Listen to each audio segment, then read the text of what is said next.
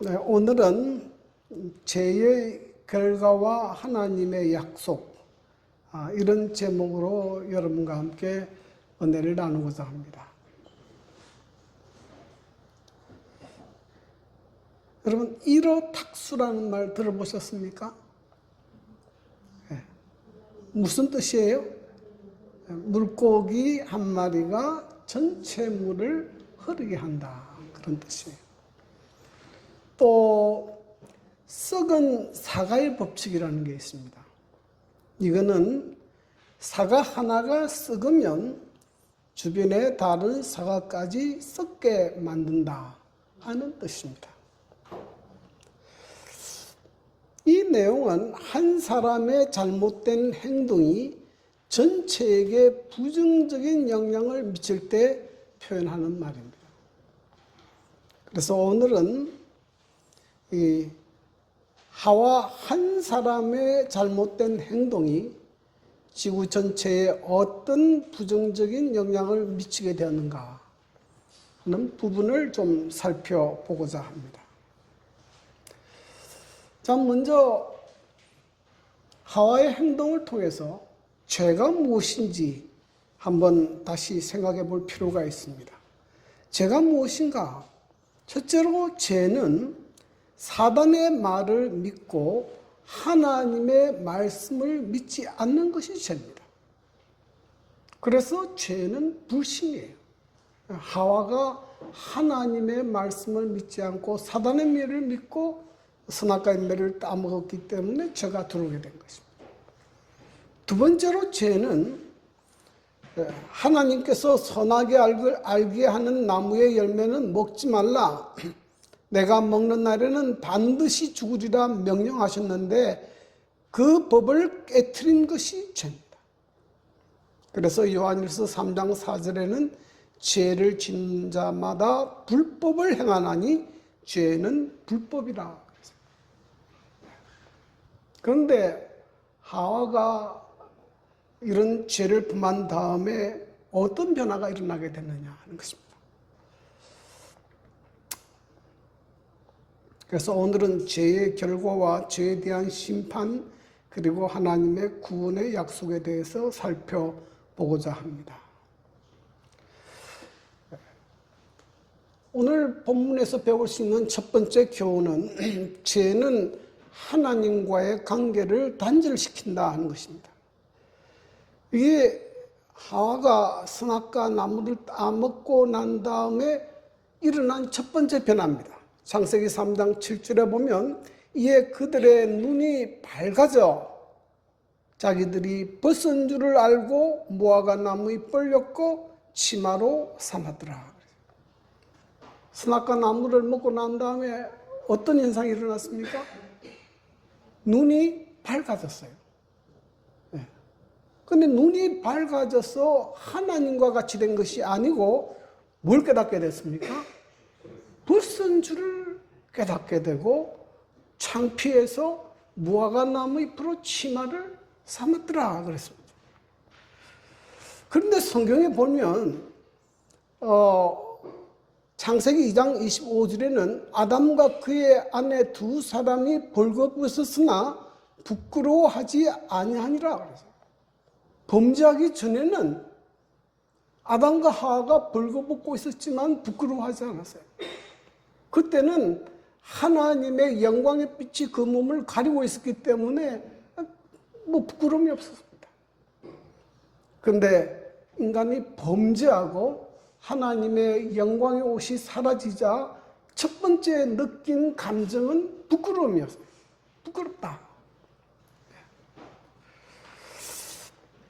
그래서 무화과 나무 잎으로 치마를 만들어서 자기의 그 죄를 가리려고 했지만은 불가능했습니다.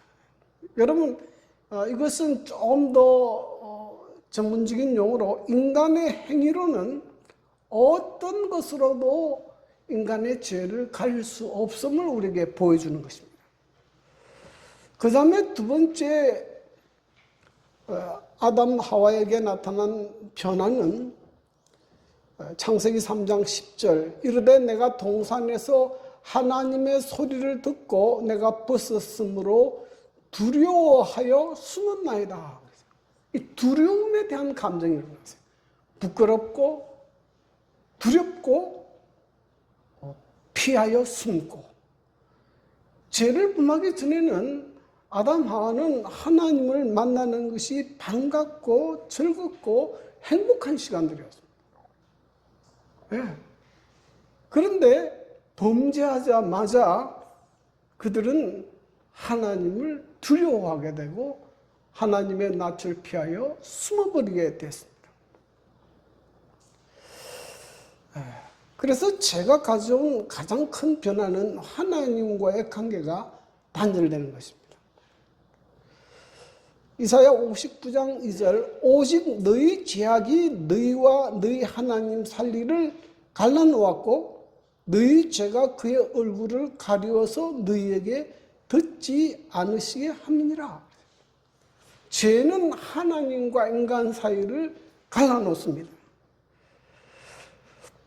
이것을 우리가 영적으로 죽은 상태라 그렇게 이야기합니다. 네? 에베소 2장 1절에 보면 허물과 죄로 죽었던 너희라 그랬어요. 그래서 우리가 하나님의 생명에서 끊어졌기 때문에 영적으로 죽은 상태 이렇게 표현합니다. 아담이 하나님의 생명에서 끊어졌기 때문에 아담 안에 있는 모든 사람들도 하나님의 생명에서 끊어졌어요. 그래서 아담 이후로 모든 사람이 죽음에 이르게 된 것은 이 아담이 하나님의 생명에서 끊어졌습니다.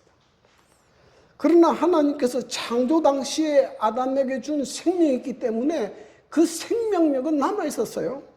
여러분 큰 원나무의 가지를 자르면 그 나무 가지가 당장 죽지 않아요. 살아 있습니다. 살아 있어요. 조금 있으면 죽어요. 그래서 창세기 5장 5절에 보면 그는 930세를 살고 죽었더라. 하나님께서 처음 주신 이 창조의 생명력이 워낙 강해서 930세까지 살았지만 결국 죽게 됐습니다. 이게 육체적 죽음이라고 해요. 성경에 보면 한 번 죽는 것은 정하신 것이요 했는데 이 육체적인 죽음은 우리 모두도 경험할 수밖에 없는 것입니다. 그 다음에 성경에 보면 이 둘째 사망이 있습니다. 둘째 사망은 죄로 인하여 하나님께서 심판하시는 죽음인데 이것은 영원한 멸망이에요. 영원한 멸망. 영원한 죽음으로 들어가는 것입니다. 그래서 이 죄가 만들어낸 가장 큰 비극은 하나님과 우리 사이를 갈라놓는 것이고요. 그래서 하나님께로부터 오는 모든 좋은 것들을 다 차단합니다.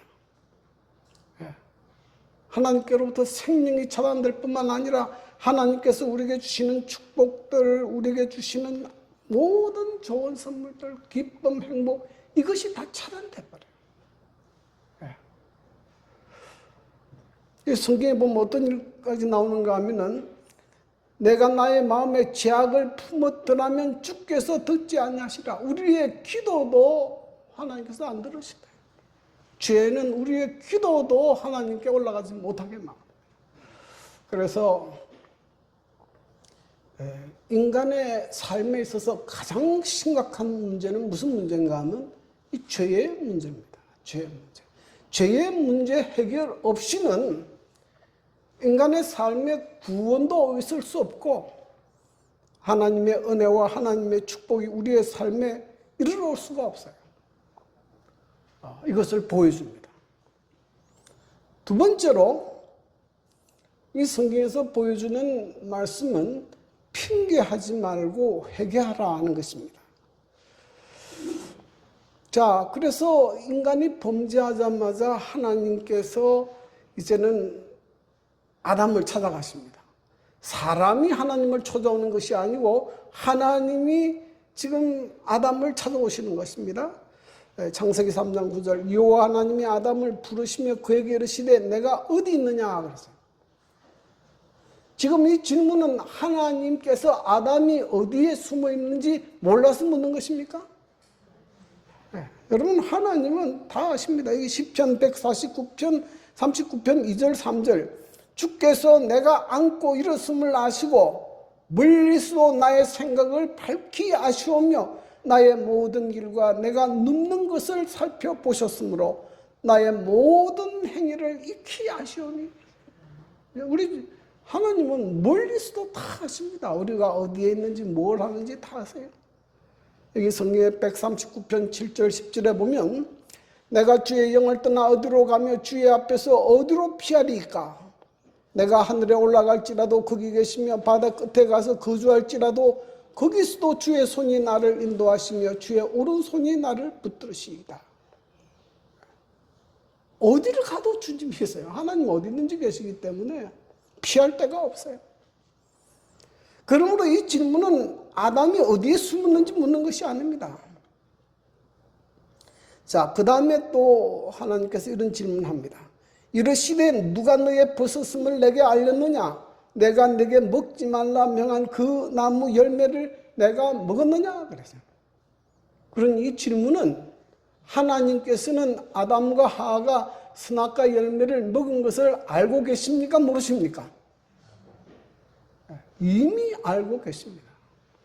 그런데 이 질문을 하는 것은 아담 하와가 자기의 잘못을 뉘우치고 하나님 앞에 죄를 자복하고 회개할 수 있는 기회를 주시는 것이에요. 자, 그런데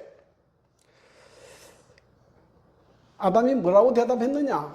창세기 3장 12절에 아담이 이르되 하나님이 주셔서 나와 함께 있게 하신 여자가 그 나무 열매를 내게 줌으로 내가 먹었나이다. 자기가 먹긴 먹었는데 뭐 때문에 먹었다고요? 여자가 내게서 줘서 먹었고 그 여자를 누가 만들었습니까? 하나님이 만들어서 내게 줬으니 누구에게 책임이 있다는 거예요? 여자 책임이 있고 하나님이 책임이 있다. 이걸 뭐라 그래요? 핑계하는 것이라. 근데 여러분 성경을 읽어보면 하와는 틀림없이 사단의 꾀임에 빠져서 선악과를 먹었어요. 근데 아담은 왜 먹었을 것 같아요? 아담은 아담은 그 선악과 먹으면 죽을 줄 알았어요. 근데 왜 먹었습니까? 하와를 너무 사랑해서 하와 없은 세상을 살 수가 없다. 같이 죽기로 결심하고 먹었어요. 그만큼 아담이 하와를 사랑했습니다. 그런데 범죄하자마자 인간의 본성이 어떻게 변합니까? 완전히 바뀌어버렸어요. 그래서 핑계합니다. 핑계해요. 여자는 또 뭐라고 이야기합니까? 뱀이 나를 깨물어 먹었나이다. 여러분 잘 기억하십시오. 사단은 우리를 유혹할 수 있지만은 강제로 행동하게 할 수 없어요. 그러므로 모든 행동의 책임은 누가 지는 것입니까? 내가 결정하는 것이에요. 아니 하와가 출한다고 다 먹습니까? 내가 생각해보고 나 먹기 싫어 안 먹어. 그러면 안 먹는 거예요. 그런데 받아 먹었으니 누구 책임입니까? 자기 책임이에요. 그 자기가 그런 행동을 했으면 그 책임을 져야 돼요. 뱀이 아무리 유혹해도 내가 안 받아 먹으면 그만이에요. 받아 먹었으면 누구 책임이에요? 내 책임이에요. 근데 자기의 책임을 인정하지 않고 전가하는 것입니다. 전가하는 것이. 자, 그래서 부자선자 57페이지에 보면 사람들은 겸손하게 그들의 자리를 자복하는 대신에 그 책임을 다른 사람에게, 환경에 또는 하나님께 씌움으로 자신들을 방어하려고 애쓴다.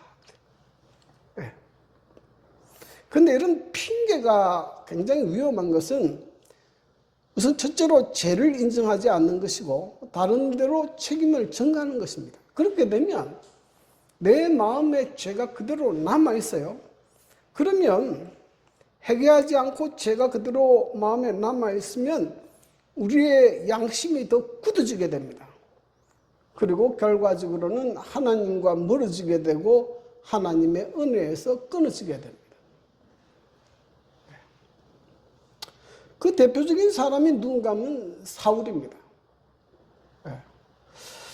하나님께서 사울을 왕으로 세웠습니다. 이 사울은 아주 인물도 좋고 또 처음에는 성령 충만했고 또 하나님께서 그와 함께 하셔서 나가서 전쟁에도 승리했습니다.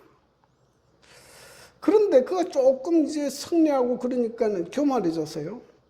특별히 하나님께서 이 아말렉 족속과 전쟁할 때에 그 모든 사람들을 진멸하고 모든 짐승들도 진멸하도록 했습니다. 살려두지 못하도록 했습니다. 그런데 어떤 일이 벌어졌는가 하면 이런 일이 벌어졌습니다. 사무엘상 15장 13절부터 15절. 사무엘이 사울에게 이른적 사울이 그에게 이르되 원하건대 당신은 여호와께 복을 받으소서. 내가 여호와의 명령을 행하였나이다 하니 사무엘이 이르되 그러면 내 귀에 들려오는 이 양의 소리와 내게 들리는 소의 소리는 어찌 됨이니까 하니라.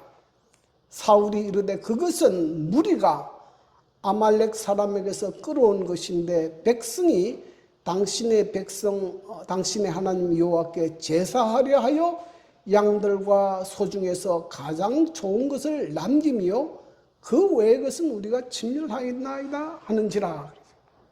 하나님께서 전부 다 진멸하라고 그랬는데 양과 소를 남겨두고 진멸 안 했어요. 근데 그 이유를 뭐라고 됩니까? 네. 나는 그러지 않은데 누가 그러려고 그랬다고? 백성들이 그랬고 또 그것도 뭐 하려고 한다고? 하나님 앞에 제사 드리려고 합니다. 그러니까 누구에게 책임을 돌리는 겁니까? 백성에게 책임을 돌리고 하나님께 책임을 돌리는 거예요. 근데 이 사울은 이번 한 번이 아니고 매번 그렇게 핑계세요. 하나님께서 선자를 통해서 말씀하면 언제나 그것을 다른 사람에게 핑계해버렸습니다. 그래서 결과적으로 어떻게 됐는가? 사무엘상 16장 14절 여호와의 영이 사울에게서 떠나고 여호와께서 부리는 악령이 그를 분노케 한지라. 여호와의 영이 떠나버렸어요. 악령에 사로잡히게 되고 그의 마지막은 자살로 인생이 끝나버려요. 한때 이스라엘의 왕이었던 사람이 아주 비참하게 그의 말로가 끝이 납니다. 그런데 똑같이 이제 이 죄를 범한 사람이 있는데 한 사람은 이 다윗 왕입니다. 다윗의 죄는 뭐 여러분들이 잘 알지 않습니까? 그가 자기 부하인 우리아의 아내를 취하고 그 남편을 이제 죽게 한 것인데 다윗도 그 죄를 범하고 한동안 숨겼어요. 네, 숨겼습니다. 그런데 선지자 나단이 다윗을 찾아가서 그의 죄를 책망했을 때 그는 솔직하게 하나님 앞에 자기의 죄를 자복했어요. 내가 여호와께 죄를 범하였습니다. 그리고 그가 이런 시편을 기록했어요. 시편 30편 3절 내가 입을 열지 아니할 때에 종일 신음함으로 내 뼈가 새하였도다. 죄로 인해서 그가 굉장히 고민하고 뼈가 마르는 그런 고통 가운데 있었어요. 그리고 시편 32편 5절 내가 이르기를 내 허물을 여호와께 자복하리라 하고 주께서 내 죄를 아뢰고 내 죄악을 숨기지 아니하였더니 주께서 내 죄악을 사하셨나이다. 마침내 그가 그의 모든 허물과 죄악을 주님 앞에 뭐 하기 시작합니까? 자복하기 시작해요. 그리고 그는 자기의 죄를 시편에 기록해서 모든 백성들에게 읽도록 했습니다. 그래서 이 다윗의 참회 시편이 7편이 있어요. 시편 51편, 32편, 뭐 기타 여러 편이 있어요. 그는 자기의 죄를 숨기려고 하는 것이 아니고 정말로 자기가 자기의 죄를 자복하고 자기가 죄에서 떠나기를 원했어요. 그래서 잠언 22장 13절 자기의 죄를 숨기는 자는 형통하지 못하나 죄를 자복하고 부리는 자는 뭐함을 받으리라? 불쌍히 힘을 받으리라. 그래서 똑같이 죄를 지었는데 다윗은 그 죄를 용서받았어요. 그리고 하나님의 은혜로 그는 다시 그 옛 지위로 회복됐고 그는 메시아의 조상이 되는 놀라운 축복을 받게 됐습니다. 베드로도 마찬가지죠. 베드로도 예수님 3번이나 부인했습니다. 그러나 그는 하나님 앞에 회개했고 그는 다시 예수님의 제자로서 열렬하게 그의 인생을 아름답게 마무리했습니다. 그러나 똑같이 죄를 범했지만 가룟 유다는 자살로서 그의 인생을 끝내버렸습니다. 그래서 여러분, 성경에서 우리에게 말하는 것은 우리가 어떤 죄를 지었더라도 하나님 앞에 죄를 자복하고 회개할 때 하나님께서 우리의 죄를 용서해 주신다 하는 것입니다. 이 용서는 거저되는 것이 아니고요. 이것은 예수님께서 우리의 모든 죄와 저주를 대신 지시고 십자가에 죽으심으로 그 피에 근거하여 하나님께서 우리의 죄를 용서하십니다. 그러므로 우리가 혹 실수할 때가 있고 넘어질 때가 있다 할지라도 하나님 앞에 나와서 솔직하게 하나님 제가 잘못했습니다. 내 죄를 용서해 주십시오 하고 기도할 줄 아는 성도들이 되기를 간절히 바랍니다.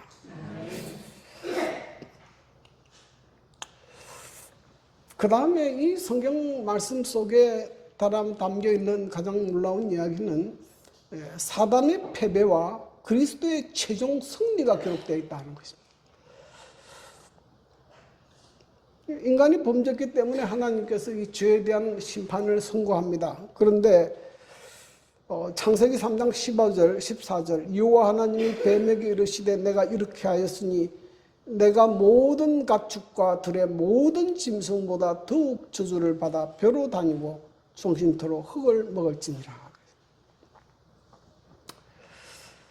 이 아담과 하의 범죄로 말미암아서 이 지구는 이 동물뿐만 아니라 식물도 이 땅도 이 온 세상이 저주를 받았어요. 다 고통 가운데 삽니다. 다 고통 가운데 삽니다. 그래서 이제 가을이 되면 나무도 낙엽이지가 떨어지고 여러분 동물들도 보세요. 얼마나 불쌍한지. 먹을 것이 없이가 따라다니고 맨날 잡혀먹고 고생 가운데 있어요. 그런데 이 모든 동물들 중에서 누가 가장 저주를 받았는가 하면 뱀이 더욱 저주를 받아 벼로 다니게 됐다. 그의 날개를 잃어버리고 벼로 기어 다니게 됐다. 그래서 여기서 우리가 한 가지 생각해 볼 것이 있습니다.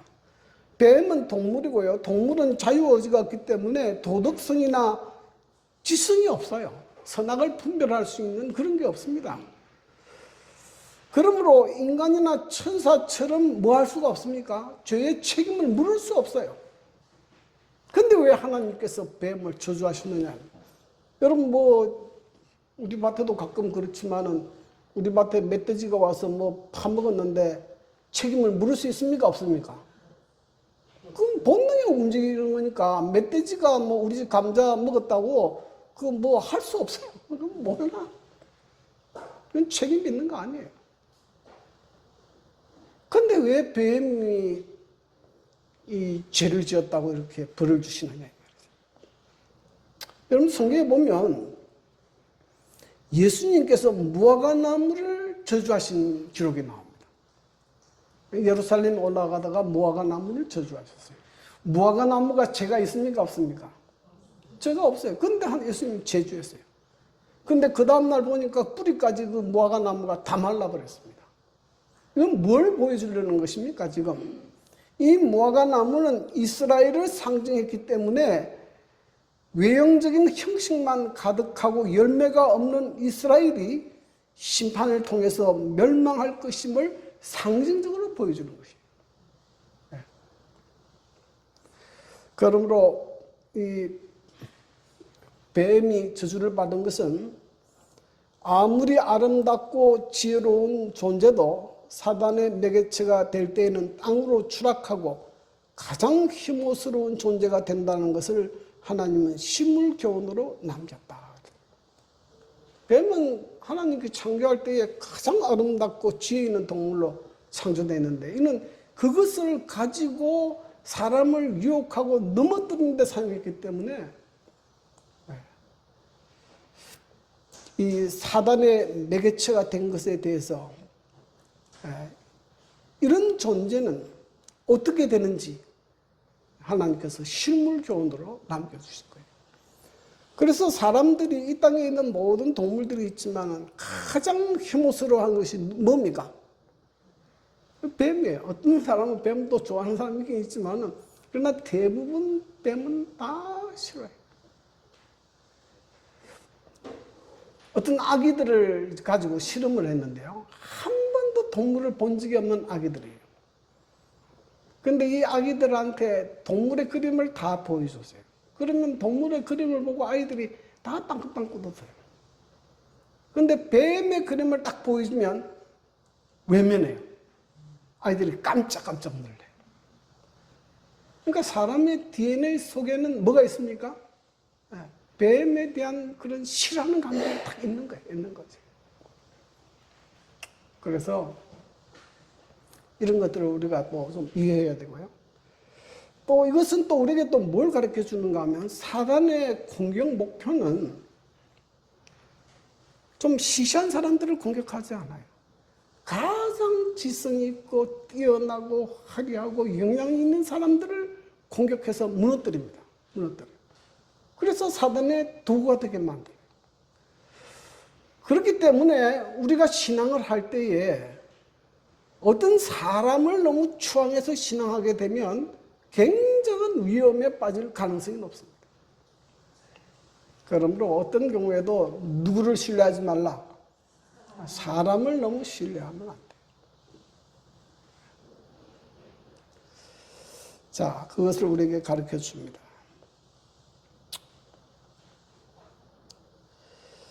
그 다음에 이 살아있는 동안 흙을 먹을지니라 그랬는데요. 뱀이 흙을 먹습니까? 흙을 먹어요? 뱀은 흙 먹지 않아요. 뱀은 육식동물입니다. 여기 보면 쥐, 개구리 이런 거 먹어요. 그러면 왜 뱀은 흙을 먹는다 그랬느냐? 좀 어렵지 않습니까? 근데 이 흙을 먹는다는 표현은 그 당시 근동 지방의 문화적인 표현으로 완전한 패배, 굴욕, 저주받은 상태를 의미한다 그랬어요. 그래서 성경에 보면 그 원수들이 뱀처럼 티끌을 하르며 완전히 굴복하고 패배할 것이라는 거죠. 시편 70여 편 9절에도 보면 그 원수들이 흙을 핥으리로다. 완전한 패배. 그러니까 사단의 완전한 패배를 보여주는 거죠. 사단은 마침내 이렇게 완전히 패배하고 굴욕당할 것임을 우리에게 상징적으로 보여주는 것입니다. 그 다음에 여기 하나님께서 이제 말씀을 하셨는데요. 이 말씀을 이 원복음이라 그럽니다. 복음이라.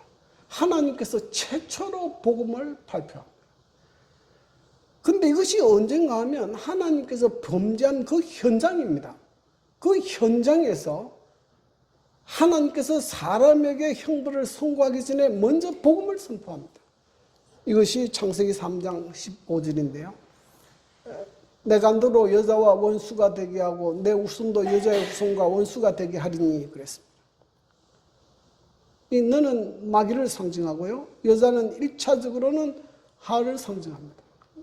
이 마귀하고 이 하와가 너무 친밀해져 가지고 죄의 도가 됐기 때문에 하나님께서 이 적개심을 넣었어요. 그래서 서로 원수가 되게 하고, 그리고 이 땅 위에는 여자의 후손과 또 마귀의 후손이 있습니다. 하나님께서 여자를 통해서 이제 구속 사업을 진행할 것이다 이 말이죠. 좀 더 깊은 이야기 좀 나오겠지만, 그래서 요즘에 가보면요, 교회에 누가 많습니까? 교회에 누가 많아요? 여자가 많아요. 네. 범죄도 여자로 시작했지만 하나님께서 인간을 구원하는 역사도 누구를 통해서 합니까? 여자를 통해서 하는 것이에요. 여자가 참 중요해요. 네. 그래서 남자는 여자하기 나름이라 그러잖아요. 그러니까 남자는 좋은 아내를 만나는 것이 복 중의 복이라 그래요. 복 중의 복이라. 자, 그런데 여기 보면 여자의 후손은 내 머리를 상하게 할 것이요 너는 그의 발꿈치를 상하게 할 것이라 그랬는데 이 여자의 후손은 누구냐 이 말. 이 여자의 후손 여기서는 단수입니다. 단수. 예? 이 갈라디아 4장 4절 때가 차면 하나님이 그 아들을 보내사 여자에게 나게 하시고 그러니까 보십시오. 아담이 범죄함으로 하나님의 생명에서 끊어져 버렸어요.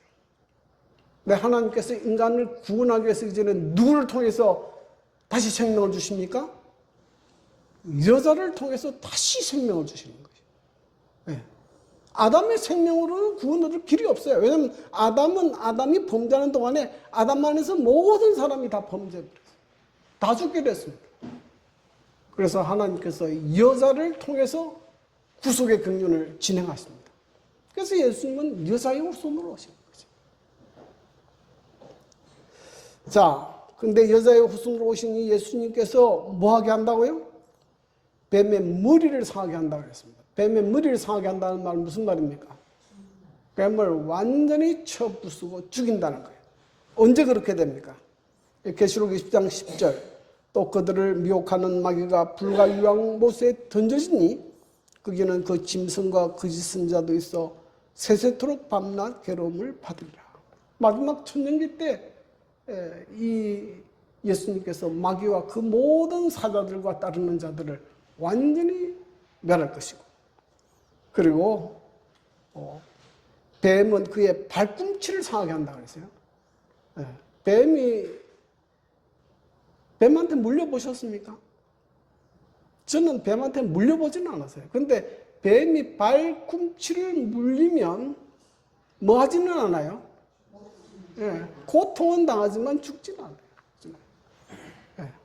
예수님은 이 뱀의 발꿈치를 물려서 십자가에서 죽으셨지만 부활하심으로 승리하셨습니다. 이 예언을 통해서 예수님께서 하나님께서 뭘 약속했는가 하면 장차 메시아를 보내서 사단을 멸하고 다시 인류를 구원할 것을 약속하셨어요. 참 놀랍지 않습니까? 하나님께서 인간이 범죄한 그 현장에서 하나님께서 내가 너희를 다시 뭐 할 것이다? 구원할 것이다. 구속의 약속을 하신 것입니다.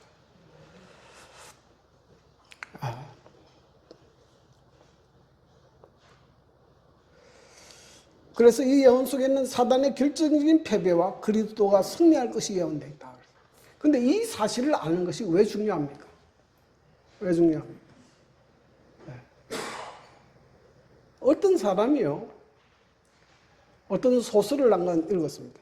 그런데 그 보니까 그 주인공이 너무 많은 어려움을 당해요.